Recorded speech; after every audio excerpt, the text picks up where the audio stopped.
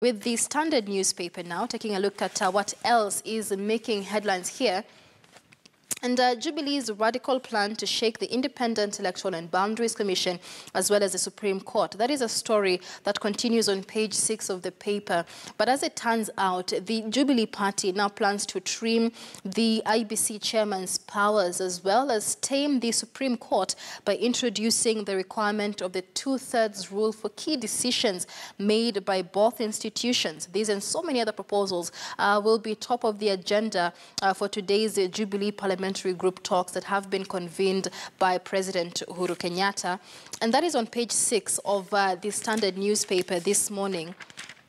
Let's just take a look at that. And it says here, Jubilee set to change August 26th poll regulations. So as it stands, the Jubilee Party Parliamentary Group meeting convened by President Uhuru Kenyatta will be discussing, among other things, how to change the electoral law to make it clear that a complementary system as envisaged in the Elections Law Amendment Act 2016 means that it is a manual system. So, of course, there's been a lot of questions as to what entails a complementary system of identifying voters and transmission of results. And Jubilee there argues that this is an ambiguity that contributed to the nullification of the August 8th election by the Supreme Court. And so they wanted made clear that an alternative system, as is prescribed in the electoral laws, means a manual system and not any other system. They're also asking that decisions within the Independent Electoral and Boundaries Commission, as well as the Supreme Court, be made by a two-thirds majority.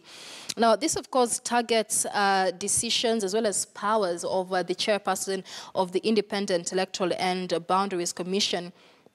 When it comes to the IEBC there, we've seen the chairperson, Wafula Chebukati, try to make several decisions on his own. Take a look at our screen here. You will see some of the decisions that Jubilee once changed this morning. They are taking issue with the fact that Wafula Chebukati, the chairperson of the IEBC, has taken unilateral decisions. One such decision, as pointed out by Jubilee, was the decision to form a project team to oversee the October 26 repeat poll, as well as the unsuccessful attempt to suspend IEBC chairperson, IEBC CEO rather, Ezra Chiloba.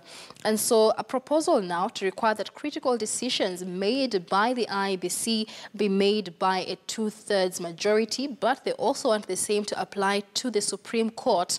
This, of course, appears to have been prompted by the majority decision of the Supreme Court, where it was 4 against 2. If the two-thirds rule was to apply, as is being proposed by Jubilee, then the election would not have been nullified because it would not have met the two-thirds criteria. And so we'll be taking a look at some of these proposals that the Jubilee Parliamentary Group meeting will be discussing this morning. They also say they have not quite agreed on some of the issues on the way forward, but they say that these are issues that need urgency before the repeat election on the 26th.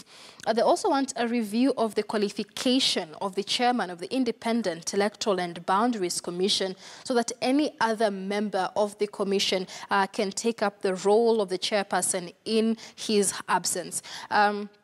Once again, a proposal that seems to seemingly seek to reduce the powers of the chairperson of the Independent Electoral and Boundaries Commission.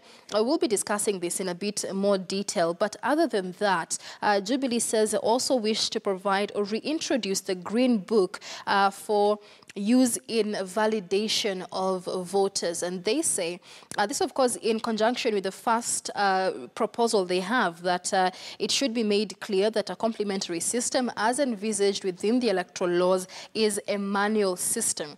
So they want to introduce a Green Book register for validation of voters so that the KIMS, Kenya Integrated Electoral Management System, can only be used for identification and not for validation of voters. We will be taking a look at what has informed this decision moving forward. We've seen a lot of dismissal of these proposed changes from the opposition, especially Senator Mutula Kilonzo there, dismissing the proposed changes as only wishful, saying it would be impossible to effect these changes by the 26th of October. So again, a conversation we'll be delving into in a bit more detail, but let us know your thoughts on some of these proposals being made by the Jubilee Party to the electoral laws before the 26th of October. Hashtag is Morning Express KTN. We'll be discussing a bit more of these in our 7 a.m. conversation. But even